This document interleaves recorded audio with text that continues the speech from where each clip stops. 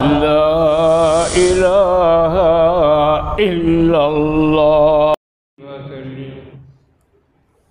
أحمده ونصلي على رسوله الكريم அளவற்ற அருளாளர் நிகரற்ற அன்புடையலுமாகிய அல்லாஹ்வின் திருநாமத்தால் ஆரம்பம் செய்தேன்.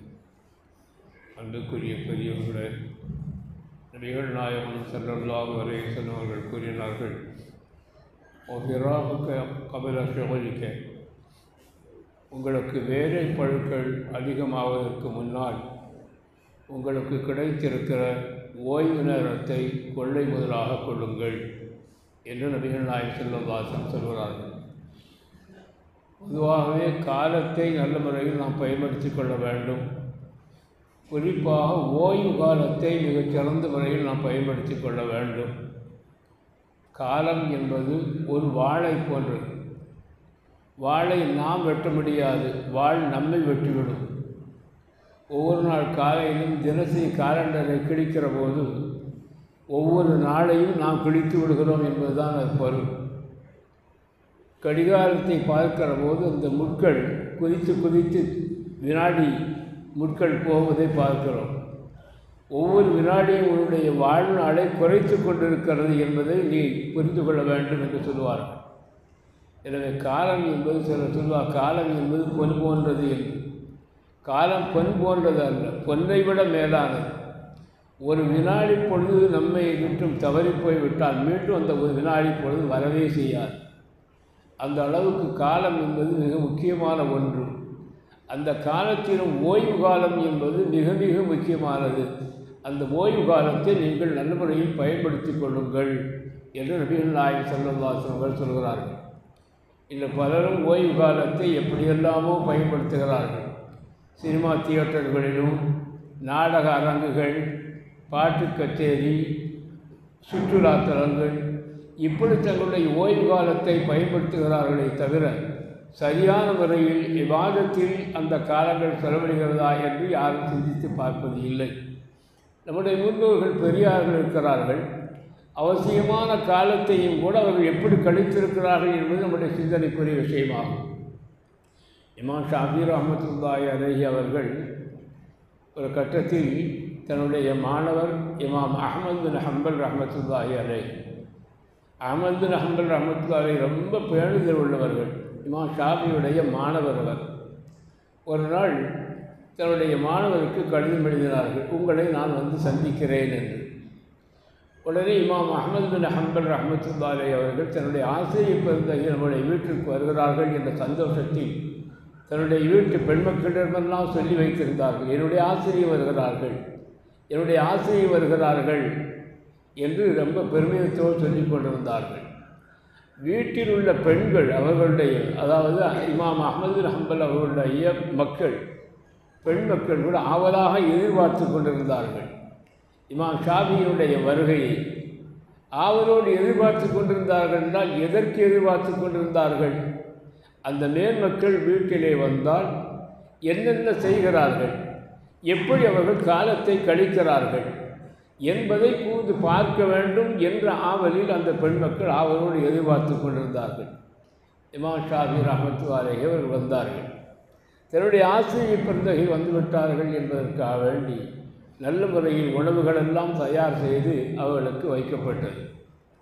இப்போ அந்த பெண் மக்கள் பார்த்து கொண்டே இருக்கிறார்கள், எப்படி சாப்பிடுகிறார்கள், எப்படி நடந்து கொள்கிறார்கள் என்று பார்க்கிறார்கள்.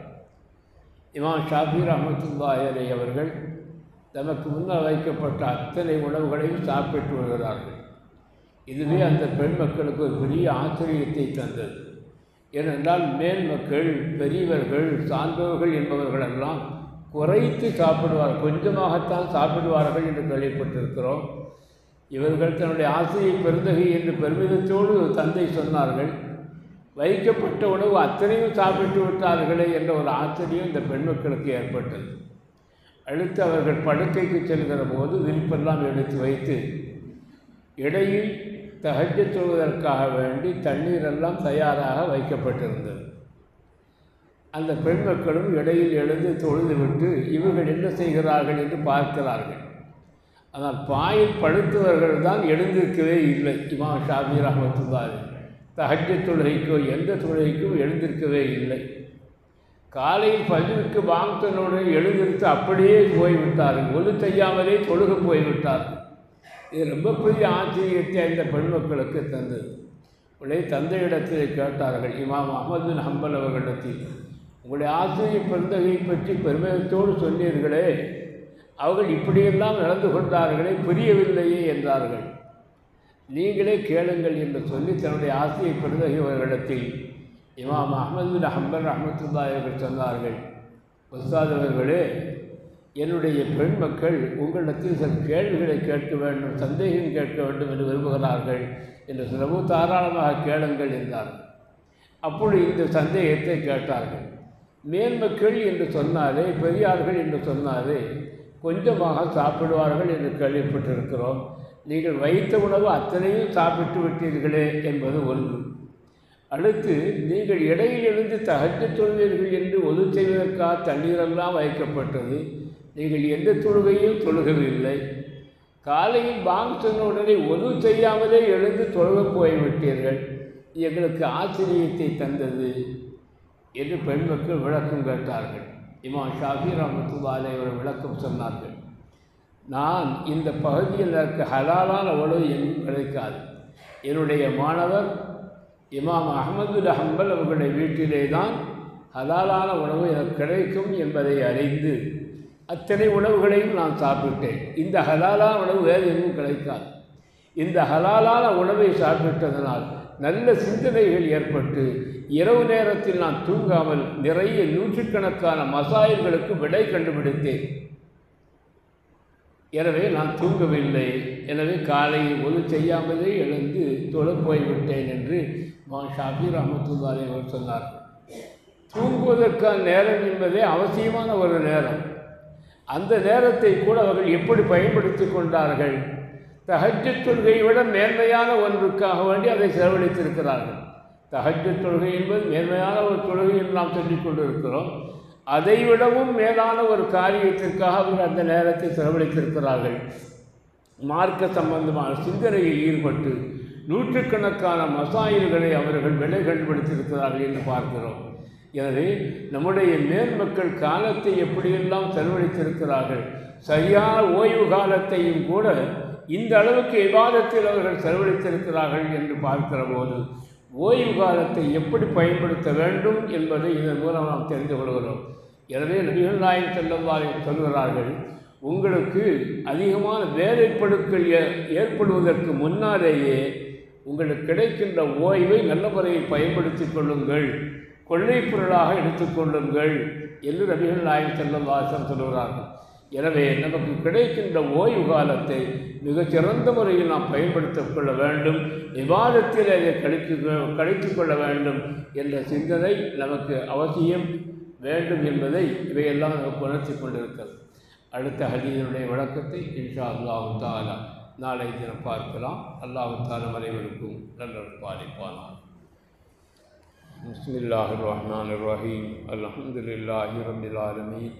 حمدا يوافي نعمه ويكافئ مزيدا واغفرنا يا كريم يا رحيم يا الله. اللهم صل على سيدنا محمد وعلى آل سيدنا محمد وبارك وسلم عليه. اللهم اغفر لنا ذنوبنا وخطايانا كلها يا رب العالمين. اللهم احسن عاقبتنا في الأمور كلها وأجرنا من خزي الدنيا وعذاب الآخرة توفنا مسلمين والحقنا بالصالحين. وصلي على النبي المصطفى محمد وعلى آله وصحبه أجمعين برحمتك يا أرحم الراحمين. والحمد لله رب العالمين.